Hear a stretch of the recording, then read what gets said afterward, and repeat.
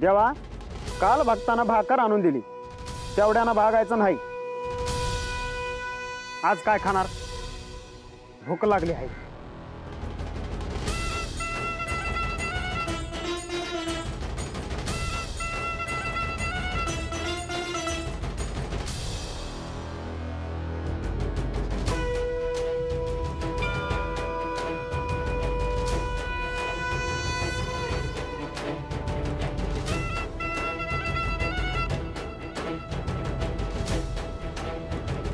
देवा तुम्ही लई मोठी कृपा केली। अरे काय झालं मला तर सांग की। आमच्या घरात 5 पोती जोंधळ तुम्हीच धाडलं ना?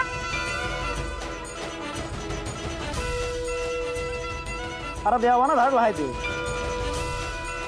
सगळं बघतोय ते वरून। कुणाला काय पाहिजे काय नग हा वाचतोय त्याला। माझं काय नाही त्यात।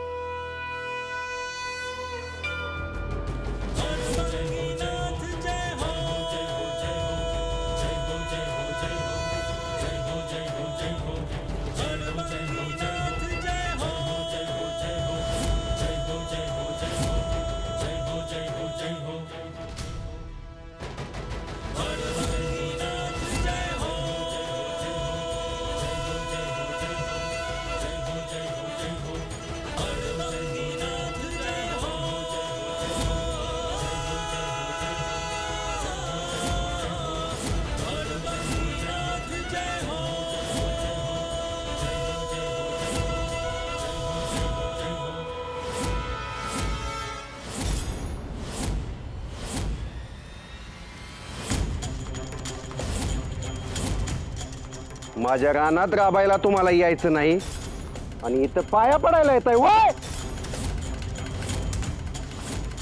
तुम्ही थांबाव। यो साधू बुवा इथून गेल्यावर कोण येईल तुम्हाला वाचवायला? चला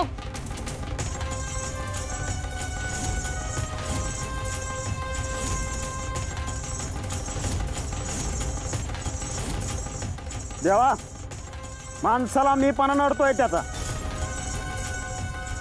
कुठं चालला तो त्याचे त्याला ठाव नाही।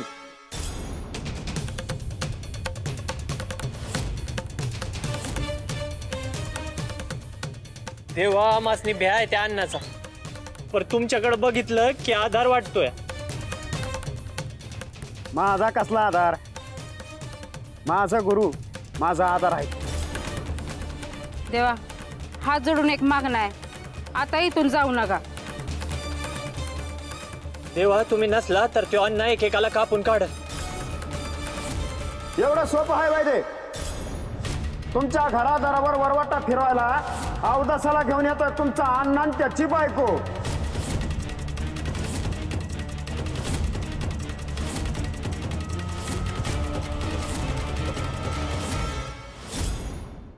ती म्हातारी म्हणजे खरंच अवदसा आहे। देवा देवा आम्हाला वाचवा। काय करायचं देवा ह्या माणसांचं? रानात होतो ते बरं नव्हतं होय? कशाला आणून बसलं ह्यांच्यात? ह्यांचं भांडण काय संपणार आहे होय? एकमेकाच्या डोक्यात दगड घालून एकमेकाला संपवायचं आहे ह्यांना। देवा तुम्ही सांगाल तसं वागतो आम्ही, पर आम्हाला वाचवा। मला तिकडात मी झोपतो माझा।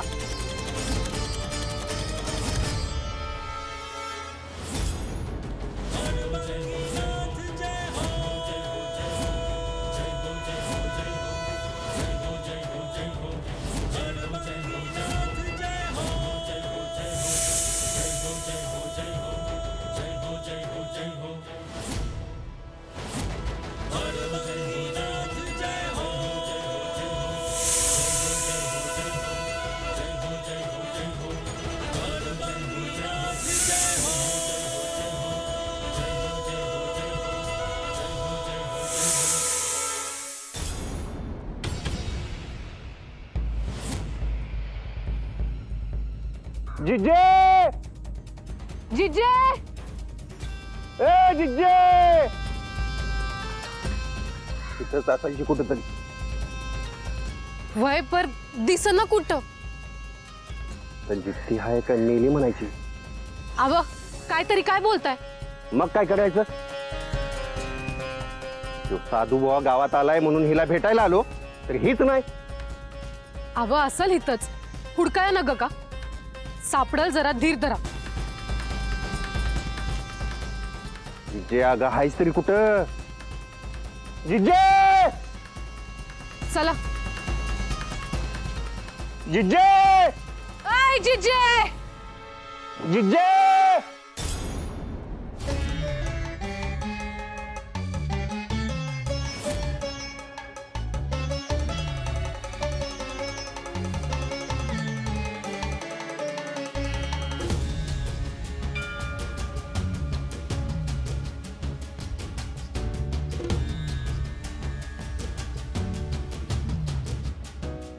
आई, आपण आता निघूया.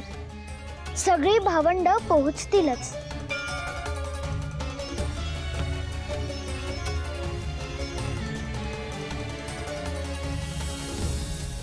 श्रीपाद, काळजी वाटायला लागली रे.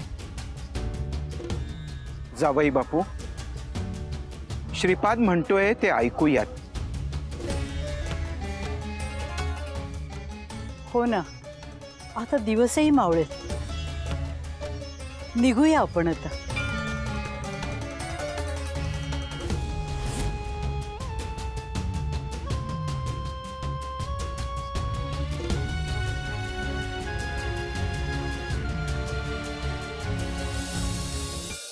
मीच अनंत रूपात प्रकट होत असतो.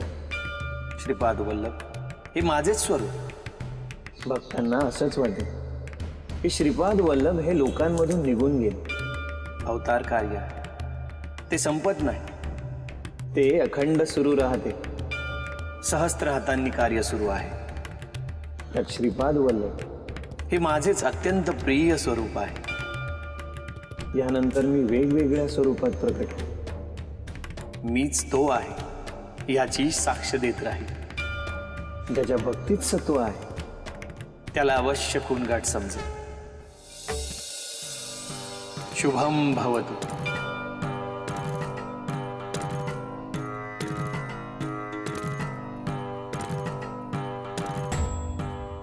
गुरुवर, आपण जे जे कार्य सांगितलं होतं ते पूर्ण झालं आहे. हो, मी पाहतो आहे. गुरुदेव, अडवंगीनेही लोकांमध्ये जाऊन आपले कार्य सुरू केले आहे. होय, परंतु तो मुळातच अडवंग असल्यामुळे अजूनही सर्व काही सुरळीत नाही. हे प्रभू, तो या आश्रमापासून काहीच अंतरावर आहे. जिथे आवश्यकता वाटेल तिथे आपण जाऊन सहाय्यता करू शकतो. जालिंदर, तुम्ही माझ्या सहवासात राहून या प्रदेशात कार्य करावं असं मी सांगेन. जशी आज्ञा गुरुदेव.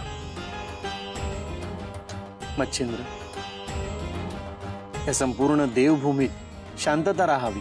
सगळे सुखी निरोगी राहावेत म्हणून काही जप तप अनुष्ठान करूयात. आपण जसा आदेश द्याल तसं करूयात गुरु. तुम्ही 10 दिशांना भ्रमण करता, परंतु तुम्ही एका स्थानावर बसून सगळ्या सृष्टीचं संचालन करू शकता. ह्या निमित्ताने सगळ्या मंत्रशक्तीला आपल्या साक्षीने पुन्हा तेज येईल.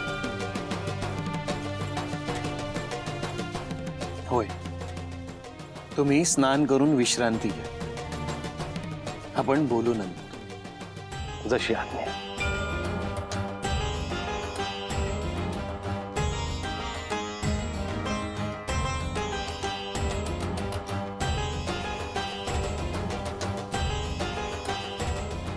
हे नवीन पर्व आहे. इथे खूप काही घडेल.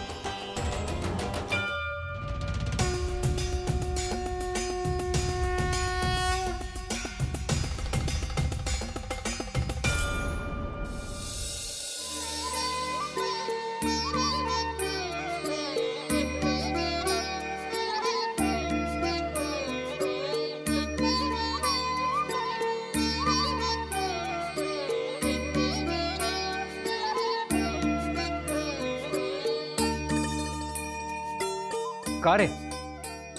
तू असा एकटाच तिकडे का उभा? श्रीपाद दादा कुठे आहे?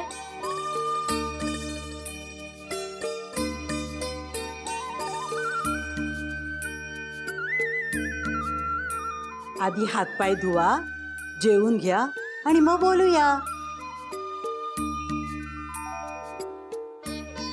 चला भाऊ, चला चला सगळ्या.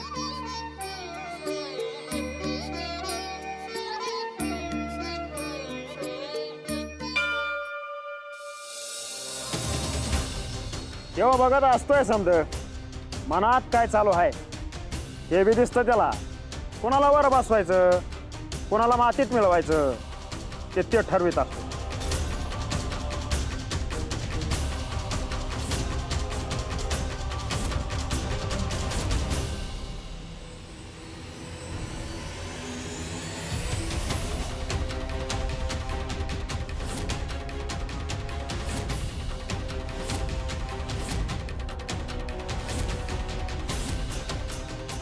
माझ्या वतनातली माणसं माझ्या माघारी इथे येऊन बसताय वय?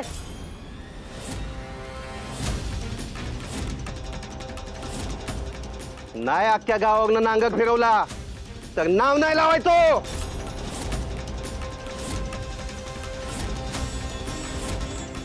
अण्णा, त्या म्हातारीला भेटून आलास ना?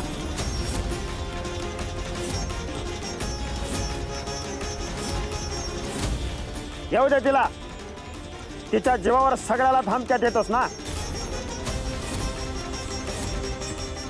आवा चला, कशाला इथं बोलत उभं राहायचं? खेळ तुम्ही सुरू केला आहे, अजून बी वेळ गेली नाही. अजून बी सुधरा.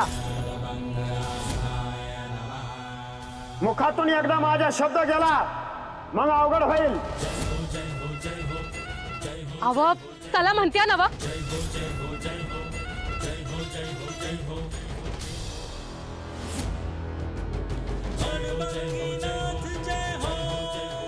तुम्ही बी जावा आपापल्या घरला.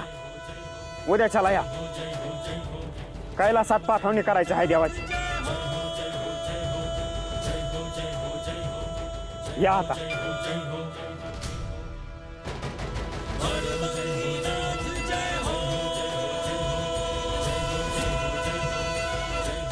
देवा, इथं भिक्षा नाही मागतायत. त्यांच्याच पोटाला खायला नाही, मी कुठून मागू? गुरुदेवा, येऊ का भेटायला?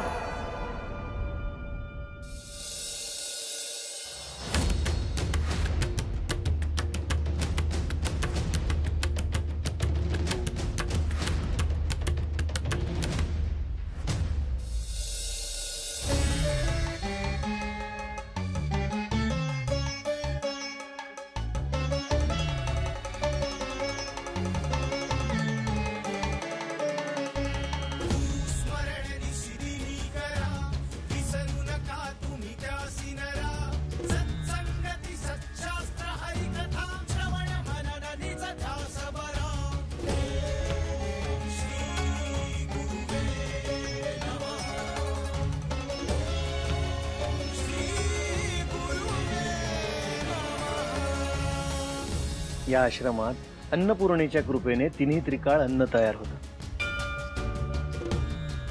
विपुल प्रमाणात अन्नदान होतं. माणसांसाठीच नाही तर पशु पक्षी या सगळ्यांना अन्न दिलं जातं. त्यांचीही क्षुधा शांत केली जाते. गुरुवर, जिथे साक्षात आपण आहात तिथे कशाची ही उणीव कशी भासेल? त्यांच्या गाठीशी पुण्य आहे, त्यांना ह्या महाप्रसादाचा लाभ होत असणार. अर्थात माझी इच्छा अशी आहे, नवनाथ जिथे जिथे असतील तिथे तिथे भंडारा सुरू व्हावा आणि ही अन्नदानाची परंपरा अखंड सुरू राहावी.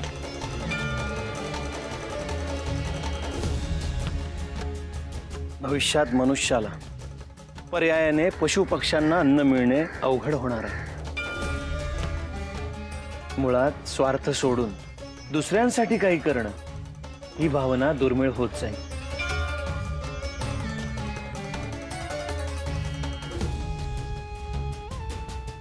गुरुवर आपण सांगता आहात त्याला निश्चितच काहीतरी कारण असणार. भविष्यात काय वाढून ठेवलं आहे ते पाहूनच आपण ह्या परंपरेचं बीज रोवत आहात आणि ते तसंच घडेल. गुरुदेव, सगळे भेदाभेद दूर सारून परमेश्वराचं चिंतन करत भंडारा व्हावा आणि तिथे नाथपंथाचा जागर होत राहावा. यापेक्षा आणखी काय हवं?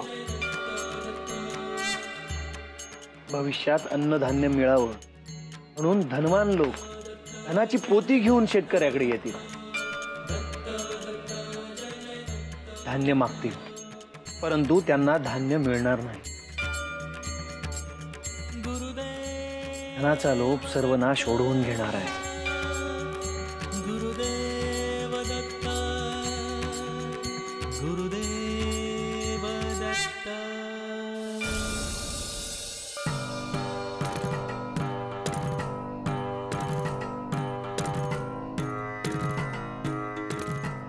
आपण आश्रमात आलो आहोत. जे करायचं आहे ते तर करूयातच, परंतु आपणही इथे भिक्षा आणून अक्षय पात्रात दिली पाहिजे. परंतु गुरुदेव, श्री दत्तप्रभूंना ते आवडेल का? जालिंदर, इथे कसलंही धान्य साठवलं जात नाही. स्वतः श्री दत्तप्रभू भिक्षा आणतात, मग त्यामध्ये आपणही हातभार नको लावायला. तुम्ही आज्ञा करा गुरुदेव. मी जाऊन येतो. गुरुदेव, नाही, आम्ही असताना आपण कष्ट नको घ्यायला. तुम्ही आज कुठेही जाऊ नका.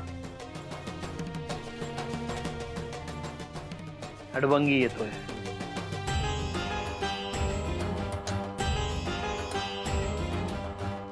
कालच आम्ही त्याची आठवण काढली गुरुवार.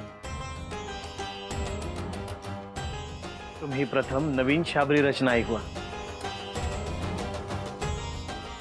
भिक्षेपेक्षा ते अधिक महत्वाचं आहे. जशी आज्ञा. जालिंदर. होय गुरुदेव.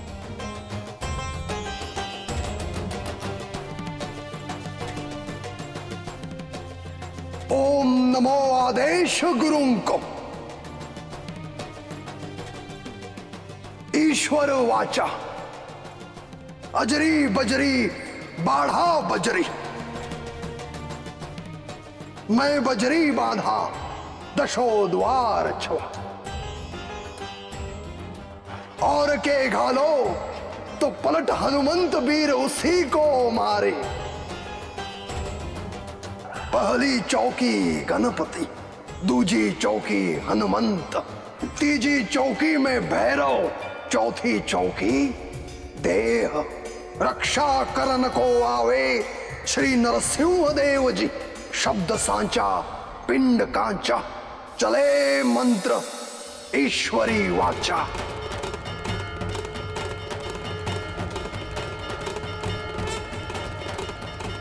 गुरुदेव, सर्व कार्यांसाठी ही रचना आहे.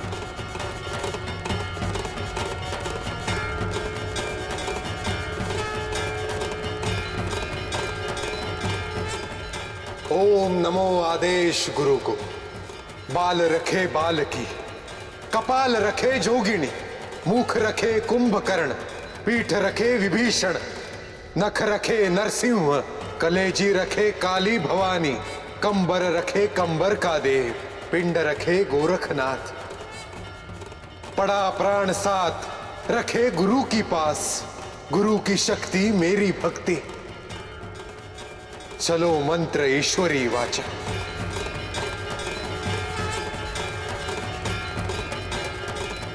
प्रभू, सर्व रोग निवारणासाठी हा शाबरी मंत्र आहे. या रचनेला माझा आशीर्वाद आहे. आदेश अलख निरंजन.